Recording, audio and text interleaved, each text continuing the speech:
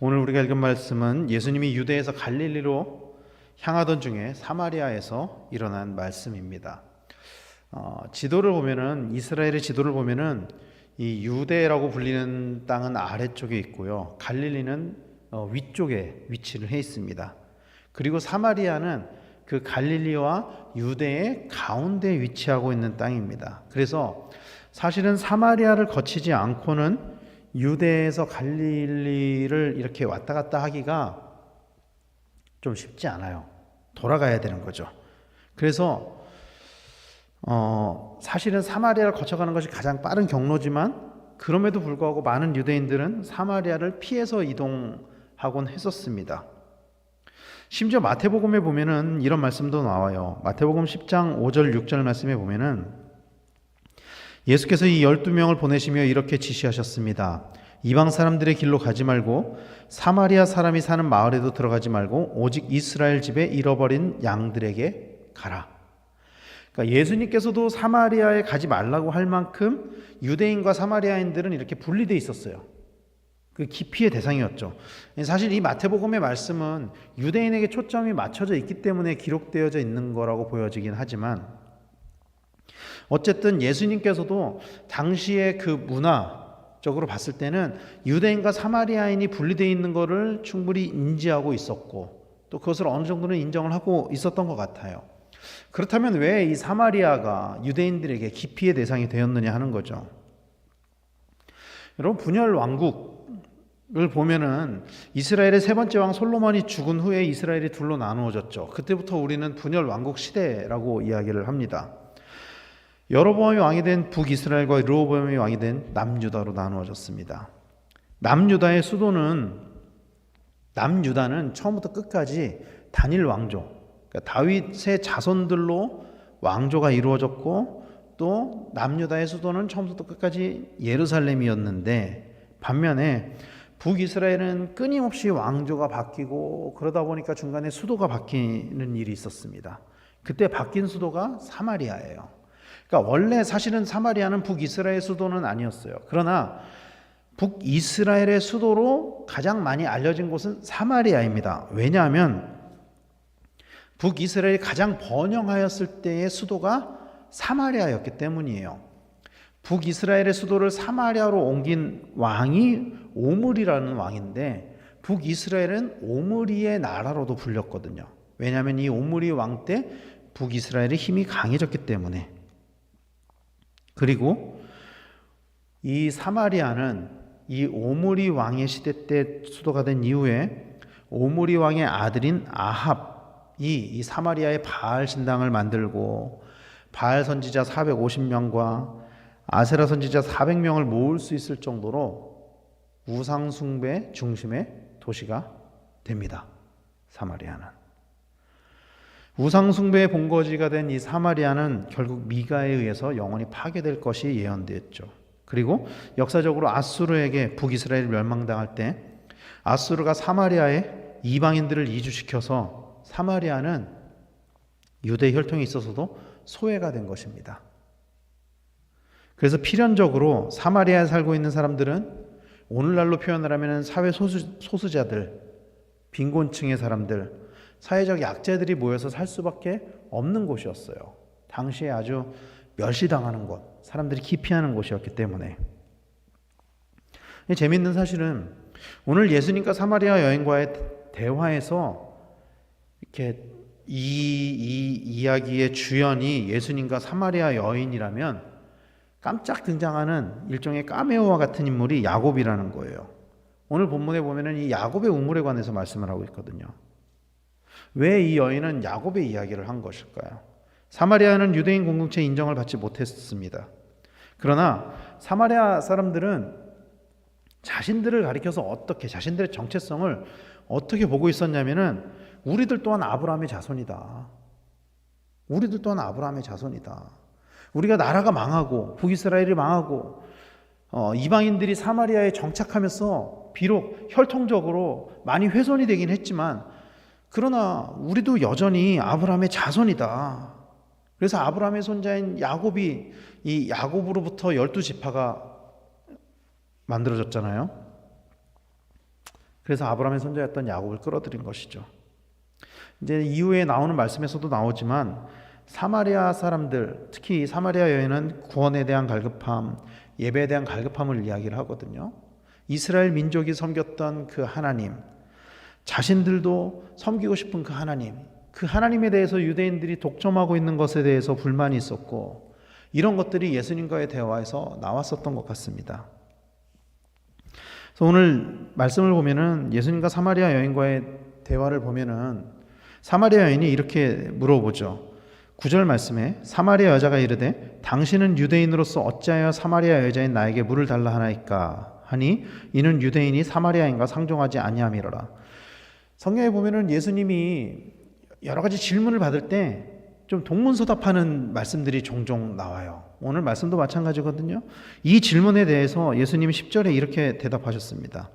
예수께서 대답하여 이르시되 네가 만일 하나님의 선물과 또 내게 물 좀 달라 하는 이가 누구인 줄 알았더라면 네가 그에게 구하였을 것이요 그가 생수를 내게 주었으리라. 보면은 예수님이 물을 달라고 했잖아요. 오늘 말씀에 보면은 그때 이 사마리아 여인은 사실은 유대인들에 대한 반감을 먼저 드러냈어요. 아니 당신들 유대인들은 우리를 상종도 하지 않으면서 왜 사마리아 여인이 나에게 물을 달라고 합니까? 그러나 그때 예수님은 이 여인의 겉으로 드러난 이 감정에 대답을 한 것이 아니고 이 여인의 깊은 속에 있는 그 갈급함에 대한 말씀을 해주신 거예요. 우리가 이미 봤었지만 요한복음 2장 후반부에는 예수님께서 사람의 마음속을 아신다라고 말씀하셨잖아요. 그 연장선상에서 이런 대답이 나오는 것이죠. 예수님은 당신이 생수를 주실 수 있다는 것을 말씀하셨고 그 생수에 관해서 이렇게 말씀하셨습니다. 13절 14절 말씀에 예수께서 대답하여 이르시되 이 물을 마시는 자마다 다시 목마르려니와 내가 주는 물을 마시는 자는 영원히 목마르지 아니하리니 내가 주는 물은 그 속에서 영생하도록 솟아나는 샘물이 되리라. 생수는 영원히 목마르지 아니한 물을 이야기를 하는 것이죠. 그런데 이 여인에게 있어서 그 영원히 목마르지 아니하게 해주는 물은 야곱의 샘물이었습니다. 이때까지만 해도. 그래서 이 여인이 뭐라고 물어보냐면은 당신이 야곱보다 크신 분입니까? 당신이 우리에게 이 생수를 준 야곱보다 더 크신 분입니까? 마태복음에 보면은 예수님과 바리새인과의 대화 중에 요나의 표적에 관한 이야기가 나옵니다. 그때 예수님이 바리새인들에게 뭐라고 말씀하냐면은 이렇게 말씀을 해요. 요나보다 더 큰 이가 여기 있으며 요나보다 더 큰 이가 여기 있으며 표적이 없었던 그 요나의 선포를 듣고 회개한 니느웨보다 예수님의 표적을 보고도 회개하지 않은 바리새인들을 책망하는 말씀이었습니다. 그 말씀은 마찬가지로 오늘 예수님께서는 육신의 필요를 채워주는 그 야곱의 샘물보다 영원히 목마르지 아니한 예수님이 주시는 그 생수의 근원이 더 크다라는 것을 말씀하고 있는 거예요. 이 여인에게도. 그렇다면 이 생수의 근원이 무엇을 이야기하는 것일까요? 성경에 보면은 물의 근원을 이야기하는 말씀이 나오죠. 창세기 2장 5절 말씀에 우리말 성경으로 이렇게 말씀하거든요. 여호와 하나님께서 아직 땅에 비를 내리지 않으셨고 땅을 일굴 사람도 없었으므로 들에는 온갖 풀이 아직 없었고 땅에는 풀조차 나지 않았습니다. 처음에 창조하셨을 때는 땅에 물이 하나도 없었습니다. 물이 없었어요. 그러나 10절 말씀, 창세기 2장 10절 말씀에 보면은 강 하나가 에덴으로부터 나와서 동산을 적시고 거기서부터 갈라져 네 줄기 강의 원류가 됐습니다. 이 물의 근원에 관해서 창세기에서는 어디에서 물이 시작되었다고 말씀하고 있냐면 에덴 동산에서 시작되었다고 말씀하고 있어요. 천지를 창조하신 하나님께서 물이 없이 살 수 없는 모든 생물들에게 물을 흘려보내 주셨습니다. 처음엔 물이 없었지만 하나님의 은혜로 물을 얻을 수 있게 되었습니다. 천지를 창조하실 때 육신에게 필요한 물을 주셨다면 이 사복음서에서는 예수님의 십자가 부활로 인해서 영혼에게 필요한 물을 주셨다는 것을 말씀하고 있는 것입니다. 그리고 오늘 말씀에서 예수님이 사마리아 여인에게 하고 싶었던 말씀이 이거였죠. 영혼을 위해서 영원히 목마르지 아니한 샘물을 줄 수 있는 이가 누구인지 네가 아냐. 사랑하는 성도 여러분, 그러므로 우리는 육신의 생명이 아니라 영혼의 생명을 유지하기 위해서 예수 그리스도, 이 목마르지 않은 샘물을 주시는 예수 그리스도를 우리의 구세주로 날마다 고백하면서 살아가야만 합니다. 주님을 구하고 주님과 함께 동행해야만 합니다. 그래서 생수의 근원이 되시는 예수님이 우리와 함께 하실 때 우리는 영원히 목마르지 아니하게 됩니다. 시편 42편에서는 이 목마름을 이렇게 말씀했습니다. 시편 42편 1절에 하나님이여 사슴이 시냇물을 찾기에 갈급한 같이 내 영혼이 주를 찾기에 갈급하니이다. 우리한테는 언제나 이런 갈급함이 있어야만 해요. 언제나 이런 갈급함이 있어야만 해요. 그리고 이 갈급함에 관해서 예수님께서는 산상수훈에서 이렇게 말씀하셨습니다. 마태복음 5장 3절에 심령이 가난한 자는 복이 있나니 천국이 그들의 것이며, 이 목마름, 이 갈급함이 있을 때 천국이, 하나님 나라가 우리에게 주어진다라고 성경은 말씀하고 있는 것입니다. 사랑하는 성도 여러분, 우리의 마음 가운데 예수님을 향한 그 갈급한 심령, 목마른 심령 가득하기를 간절히 축원합니다. 이 심령이 가난한 자의 이 가난은요, 여러분, 그냥 한 끼 두 끼 먹어서 안 먹어서 배고픈 것을 나타내는 게 아니고, 이게 원어적으로 보면은 며칠을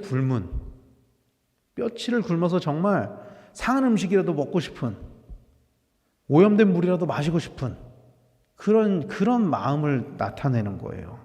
그런 갈급함이 있을 때 주님이 우리에게 생명의 물을 주시고, 그런 갈급함이 있을 때 주님이 우리에게 하나님 나라를 주신다는 것을 믿으시기를 바랍니다. 사랑하는 성도 여러분, 우리의 삶 가운데 우리는 때때로 하나님의 은혜가 없이도 살아갈 수 있다고 여겨질 때가 참 많이 있어요. 왜냐하면 우리의 삶은 너무나도 때로는 평안하고 너무나도 잘 되고 아무런 문제도 없다고 보여질 때가 있기 때문이죠. 그러나 그럼에도 불구하고 우리는 날마다 갈급한 심령으로 하나님을 구해야만 합니다. 왜냐하면 그 갈급함으로부터 하나님 나라가 우리에게 주어지기 때문입니다.